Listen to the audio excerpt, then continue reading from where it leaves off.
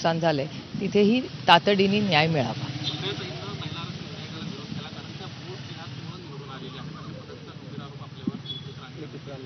क्या लोकशाही आहे, अरे को बोलने का अधिकार आहे. देवेंद्र फडणवीसांची सभा बारामतीमध्ये झाली. खरं तर त्यांनी असं सांगितलं की जोपर्यंत अजित पवारांच्या अपघाताचं सत्य बाहेर येणार नाही तोपर्यंत आम्ही शांत बसणार.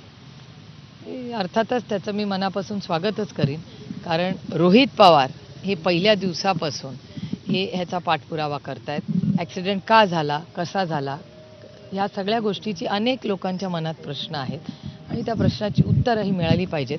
आणि ह्याच्यासाठी FIR करण्यासाठीही रोहितला 10 राज्यांमध्ये जावं लागलं. महाराष्ट्रात तर त्या न्याय मिळालाच नाही. दादा एवढा फक्त माझा भाऊ म्हणून नाही, पण ह्या राज्याचे उपमुख्यमंत्री असताना त्याचा ॲक्सिडेंटचा FIR करायला काँग्रेसच्या विचाराच्या कर्नाटका सरकारमध्ये रोहितला जावं लागलं, हे खरंच दुर्दैवी आहे.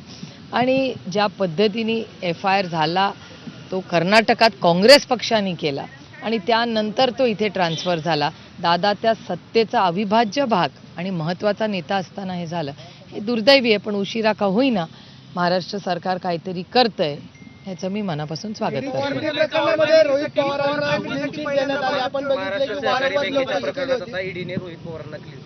सत्यमेव जयते. सत्य परेशान हो सकता है, पराजित नहीं. सातत्याने ह्या खोटे नाटे आरोप विरोधी पक्षांवर करायचे.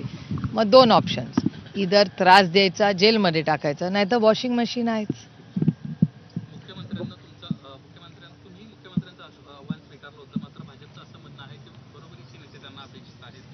ठीक आहे, आम्ही साधी कार्यकर्ते आहोत. बारामती लोकसभा मतदारसंघाचा एक विश्वास आणि प्रेम म्हणून या देशाच्या सेवेसाठी आहोत.